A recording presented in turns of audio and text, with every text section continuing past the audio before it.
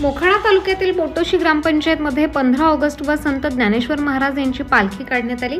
या कार्यक्रमात सरपंच तुकाराम पवार, ग्रामपंचायत सदस्य विशाल लक्ष्मण सारगते, भाऊ पवार, मधुकर दोरे, जिजा पवार, बाळू दोरे, अनंता वारे, वाघमारे तसेच ग्रामसेवक श्याम सुंदर जाधव यांची प्रमुख उपस्थिती होती।